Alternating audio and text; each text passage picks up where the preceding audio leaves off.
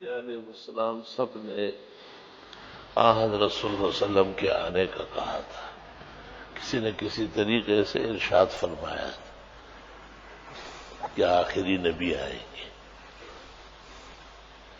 مہاتما گوتم بدھ عیسیٰ علیہ السلام سے بھی پہلے ہیں۔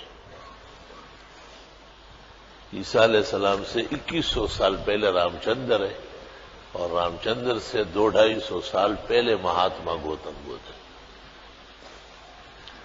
اس نے کہا تھا کہ مکہ میں سورج طلوع ہوگا، پتہ نہیں کہاں جا کے گرے گا، یعنی ہجرت کرے گا۔ اس کے طلوع ہونے کے بعد مجھے چھوڑو، وہیں بیٹھ جاؤ،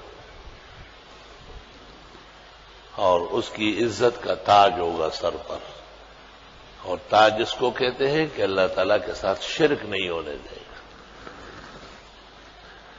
چنانچہ اس میں وہ ہر جگہ جہاں جاتا تھا ایک شہر آباد کرتا تھا کہ وہ سورج جو مکہ میں طلوع ہوگا ہو سکتا ہے یہاں آ جائے، تو مت ہرا مت ہرا مت ہرا 37 کے قریب مت ہرے دنیا میں مجھے معلوم ہے، جاپان میں ہے اور کتنے سری لنکا میں ہے، ہندوستان میں 17 کے قریب ہے۔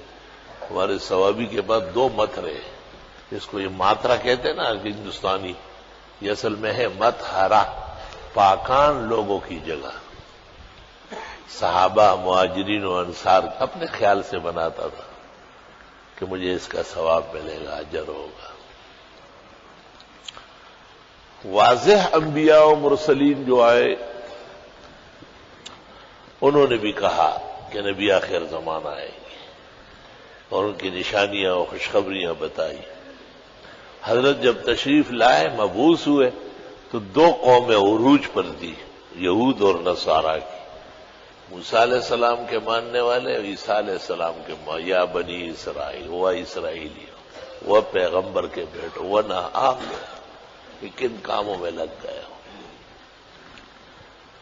اور ان تمام آیات میں جو ہم نے نماز میں پڑھی ہے، اللہ نے ان کی 2 گرفتیں کی ہے کہ نہ تمہیں ایسا کرنے کا تمہارے نبیوں نے کہا ہے اور نہ انہوں نے کیا ہے۔ امت پابند ہے کہ نبی کے قول کا اتباع کرے یا ان کے فعل کا کرے، یہ دونوں باتیں تمہاری نہیں ہیں، اس لیے تم نام ان کا لیتے ہو لیکن لینے میں سچے نہیں ہو، ان سے کٹ گئے ہو، دور ہٹ گئے ہو۔ ہم اپنے زمانے میں ان عاشقان زمانہ کو دیکھتے ہیں تو حیرت ہوتی ہے کہ اسلام کا چہرہ مسخ کر رہے ہیں۔ اول نبی کے ولاد کی جگہ وفات کو ولاد بنانا، 12 وفات ہے، 12 ولاد نہیں ہے، ولاد 9 ہے۔ اس پر اسلامی مورخوں کا اتفاق ہو چکا ہے۔ ثانیاً اگر وفات ہو یا ولاد ہو تو اس کے منانے کا نہ نبی کا یہ قول موجود ہے اور نہ فعل موجود ہے، دونوں میں چوک گئے۔ دیکھو فعل اس کو کہتے ہیں کہ نبی نے 2 عیدیں منائی، عید الفطر اور عید الاضحیٰ۔ 23 سالہ وحی کے دورانیہ میں آپ نے کسی تیسرے پروگرام کو عید نہیں کہا ہے، تو جو عید میلاد النبی کہے گا اس سے پوچھا جائے گا کہ یہ قول ہے یا فعل ہے، کہا ہے یا کیا ہے، دونوں نہیں ہے۔ وہی جو غضب و لعنت اسرائیلیوں پر آئی ہے اس کے مستحق ہو رہا ہے۔ دیکھو عید موجود ہے، اس کو بڑھا کر تیسری کر دے، جلوس نکالتے ہیں، رکعتیں پڑھتے ہیں، اس میں یہ کوئی آسان کام؟ دیکھو دستور امت کا یہ ہے کہ نبی کا یہ قول ہو یا فعل ہو، تو فعل میں تو عید الفطر موجود ہے، اس میں کوئی چراغان نہیں ہے، اس میں کوئی جشن نہیں، جھنڈے نہیں لہراتے، نہ جلوس ہے نہ جلسہ ہے، عید ہے، سچی پکی عید ہے، عید الاضحیٰ ہے۔ تو دیکھو فعل کو دیکھ کے فعل کرنا تھا کہ ہمارے اسلام میں عید کا کیا طریقہ ہے۔ عید کا طریقہ وہ ہے جو نبی نے 2 رکعت پڑھی ہے، 2 رکعت پڑھانی ہے، وہ 4 نہیں ہو سکتی۔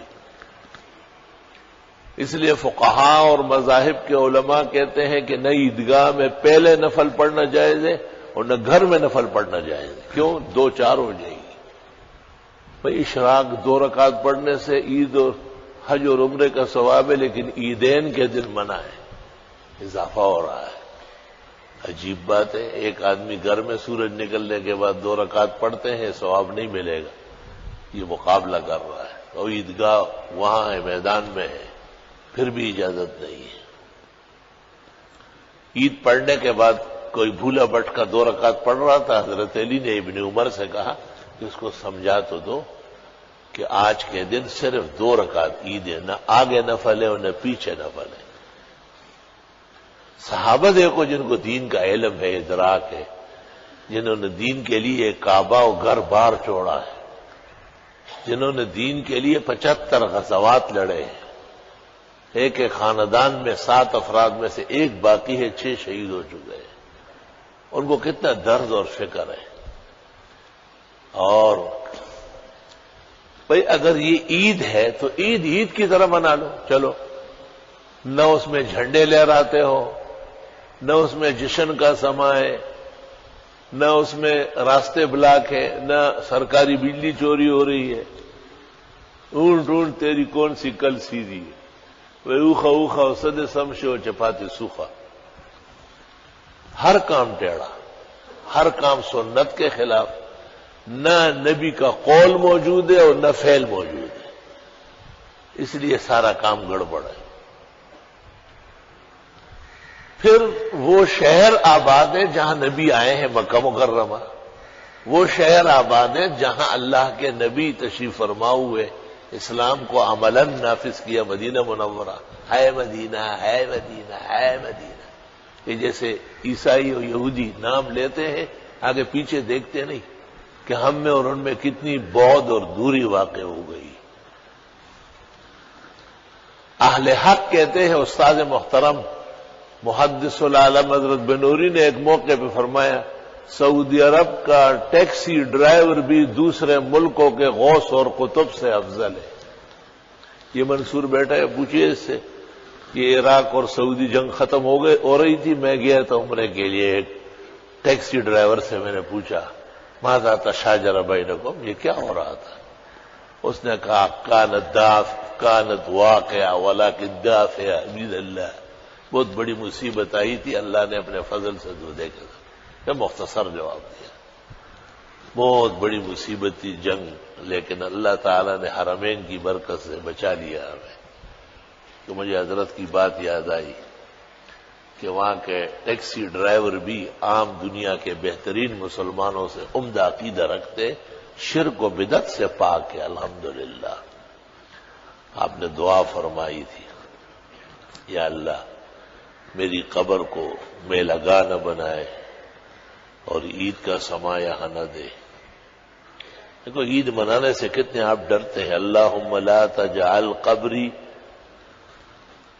وثنا یعبد، یا اللہ اس کو بت نہ بنائے کہ لوگ آ کے یہاں پوجا کرے، کوئی چڑھا تو ہو جائے، زیادہ رک تو جائے، خبردار، فوراً شرطہ بھاگتا ہوا آتا ہے۔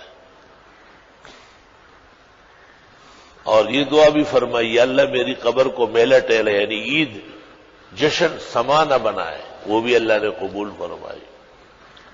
تو جس سرزمین پر اسلام عملاً موجود ہے، ہمارا ایمان ہے کہ 1400 سال پہلے جو قرآن نازل ہوا، جو سنت بیان ہوئی، وہ پوری کی پوری وہاں موجود ہے، الحمدللہ۔ اس لیے حج بھی درست ہے، عمرہ بھی درست ہے، طواف بھی، حاضری بھی۔ تو آخر عاشقان زمانہ کو ادھر بھی دیکھنا چاہیے، آئے مدینہ، پیارے مدینہ، بیائی مدینہ، بس یقولون بافواہہم ما لیس فی قلوبہم، زبانوں سے کہے، دل میں کوئی حقیقت نہیں، خارج میں اس کے ساتھ کوئی مناسبت موجود نہیں۔ عید ہے تو عید کا سما موجود کرو۔